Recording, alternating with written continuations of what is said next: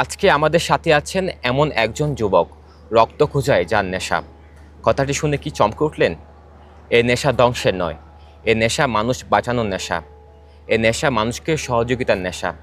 এই যুবকের নেশা রক্ত দেওয়া এবং রক্তের দাতা ব্যবস্থা করে দেওয়া। এতক্ষণ যার কথা বলছিলাম, রক্তযোদ্ধা আশরাফুল হাসান রিশাদ। তিনি আমাদের সাথে আছেন। তিনি সারাক্ষণ অপেক্ষা থাকেন একটি আহ্বানের বা একটি ফোন কলের। একজন মুমূর্ষু রোগীকে রক্ত দেওয়া প্রয়োজন। খবরটি শুনে তিনি ছুটে ডোনারের খোঁজে। ডোনারকে সাথে নিয়ে তিনি আবার রোগীর স্বজনদের কাছে ছুটে। সুযোগ হলে নিজে রক্ত দেন, আবার ডোনার এবং রোগীর স্বজনদের সাথে বিভিন্ন মাধ্যমে যোগাযোগ করিয়ে দেন। রক্তযোদ্ধা আশরাফুল হাসান রিশাদ আমাদের সাথে আছেন। কেমন আছেন আপনি?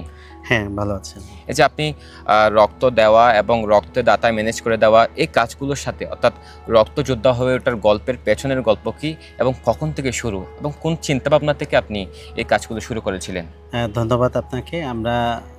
আমি নিজ থেকে 2010 সাল থেকে আমি রক্ত দাতা হিসেবে প্রথমে শুরু করেছি।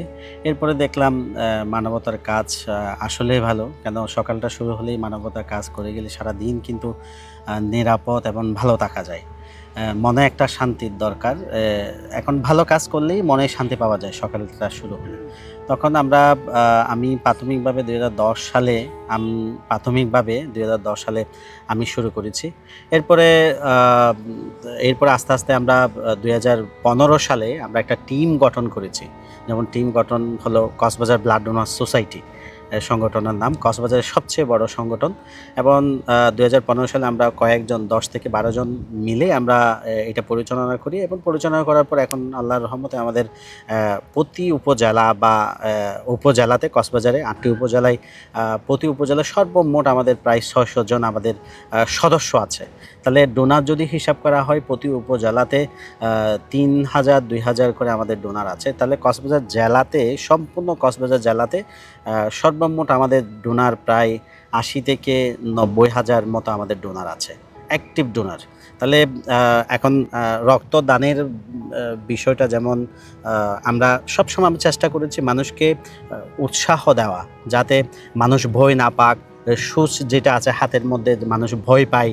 এবং সে সাথে ব্লাড ব্যাংকে রক্তের দালাল দূর করা, এবং সে সাথে তাদেরকে সচেতনমূলক কথাবার্তা বলে তারা প্রতিনিয়তই 4 মাস পর পর ব্লাড দেওয়া। তো এর মাধ্যমে দেখতেছি যে কাজগুলো খুবই ভালো লাগে। যেমন যেখানে যায় না কেন, এই মানবতার কাজ যখন সকাল থেকে করে যাই, তখন দেখি সফলতা আর সফলতা।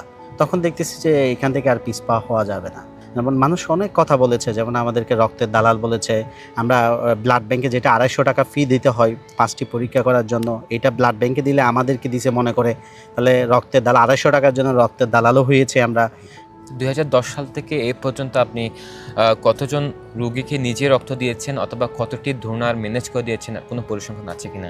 আসলে আমার নিজের উপর আমি যতটুকু নিজে করেছি সেটা আমি বেশিরভাগই প্রকাশ করি না। আমরা কক্সবাজার জেলার মধ্যে যারা স্বেচ্ছাসেবী আছে, তারা প্রতিদিনই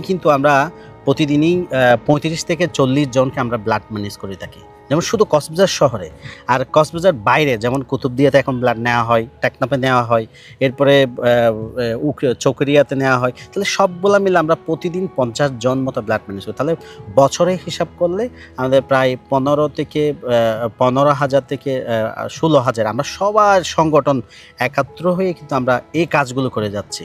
এখনো এরকম কি ঘটনা হয়েছিল আপনার জীবনে যে একজন মুমূর্ষু রোগীর রক্তের প্রয়োজন, আপনি নিজেই সেই রোগীকে রক্ত দিয়েছেন অথবা ডোনার ম্যানেজ করে দিয়েছেন, কিন্তু শেষ পর্যন্ত গিয়ে ওই মুমূর্ষু রোগীকে আর বাঁচানো গেল না, এমন কোনো ঘটনার সাক্ষী হয়েছেন কিনা আপনি? এইরকম বলতে আমার এরকম একটা ঘটনা মনে আছে। সৌদি আরব থেকে একটা প্রবাসী ভাই ফোন দিয়েছিল, বলতেছে আমার মা খুবই অসুস্থ ভাই, আমি সৌদি আরবে, আপনি আমার মায়ের সন্তান হিসেবে আপনি একটু দৌড়ে যান। আমি ঠিক 12:30, রাত 12টা 12:30 বেজেছিল। আমি মনে হয় আমার বাসা থেকে হেঁটে যেতে প্রায় 30 মিনিট লেগেছে।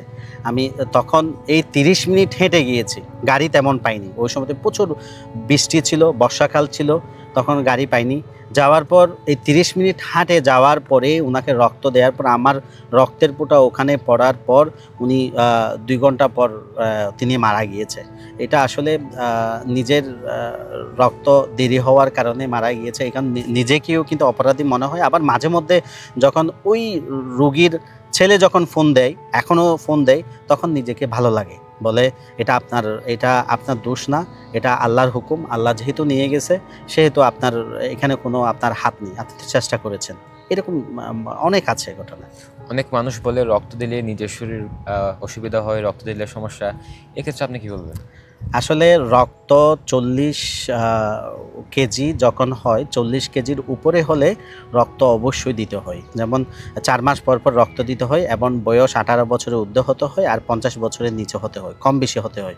তাহলে 4 মাস পর পর যখন রক্ত দিবেন, তখন নিজের শরীরটা, এখন আমাদের শরীর একটু টান টান থাকে, যখন রক্ত দিবেন তখন আপনার নিজেকে ফ্রেশ লাগবে, আপনার হাতের চামড়া বা মুখের চামড়া এগুলো ফর্সা হয়ে যায়, এবং আপনার শরীরে যেটা জীবাণু আছে বলতে গেলে আমাদের এরকম, মানে রক্ত দিলে একটা মানুষকে শরীরে অনেক শান্তি পাওয়া যায়, শরীরের গঠন চেঞ্জ হয়, শরীরের রক্তকণিকা চেঞ্জ হয়, এবং শরীরের চামড়া ফর্সা হয়, সে সাথে আপনি খাবারও কিন্তু টাইম মতো খেতে পারতেছেন।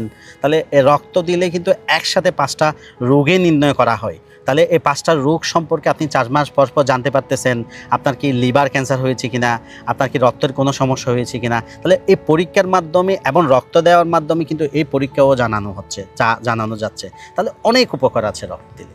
আচ্ছা, এমন অনেকে আছে যে রক্ত নিয়ে ব্যবসা করে, রক্ত দিয়ে রোগীর কাছে রক্ত দিয়ে এবং তাদের স্বজনদের কাছে টাকা নেই, এক্ষেত্রে আপনি কি বলবেন তাদের উদ্দেশ্যে? এটা গত 10 থেকে 12 বছর আগে ছিল কক্সবাজার ব্লাড ব্যাংকে। এখন কিন্তু কক্সবাজারে রক্তের দালাল একদম নাই বললে চলে। তবু কিছু মানুষ আছে, বোঝে না বা আমাদেরকে পায় না। যেমন আমরা তো সব সময় মোবাইল হাতে থাকে, যখন কল আসবে সাথে সাথে আমরা জানিয়ে দিই পাবে নাকি পাবে না, বা আমরা অনলাইনে পোস্ট করেছি। অনলাইনে পোস্ট করলে কিন্তু এখন কক্সবাজার থেকে অনলাইনে দেখার সাথে সাথে ব্লাড দিতে যায়। তাহলে যারা আমাদের খোঁজখবর জানে না বা যারা এই সম্পর্কে ধারণা নাই, তারা কিন্তু দালালের হাতে যায়। যেমন হাসপাতালের বয় ছেলে বা হাসপাতালের দারোয়ান, তাদের সাথে কথাবার্তা বলে তারা দালালের মাধ্যমে কেনার জন্য চেষ্টা করে। কিন্তু আমি আশা করি কক্সবাজারে 99% বর্তমানে দালাল মুক্ত। আচ্ছা, এই যে আপনি মনে করেন রাতে গভীর ঘুমে আছেন না, তখন একটি কল আসলেও মুমূর্ষু রোগীকে রক্ত দেওয়া প্রয়োজন, তখন আমরা বিরক্ত হয় না? আসলে এগুলো যখন করতে করতে অভ্যস্ত হয়ে যায়, এই কাজগুলো যারা ধৈর্যশীল, যারা মন মানসিকতা, মানবতা বা মানুষকে উপকারের চিন্তাভাবনা থাকে, তাদের কাছে এগুলো কিছুই না। তাদের কাছে এগুলো হলো এক ধরনের নেশা হয়ে দাঁড়িয়েছে।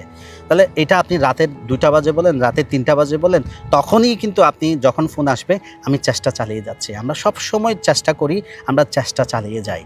নাই শব্দটা আমরা কখনো বলি না। আমরা যারা কক্সবাজার জেলা বা সারা বাংলাদেশের যারা স্বেচ্ছাসেবী আছে, তারা আমরা চেষ্টা করি যাতে কল আসলে সাথে সাথে রেসপন্স করার জন্য, এবং রাতের 3টা বাজে হোক 4টা বাজে হোক আমরা ম্যানেজ করতে সবসময় প্রস্তুত। এমনকি কক্সবাজার সহ সারা বাংলাদেশে অতি সহজে আমরা ব্লাড ম্যানেজ করতে পারি, এমনকি দেশের বাইরেও আমরা ব্লাড ম্যানেজ করেছি।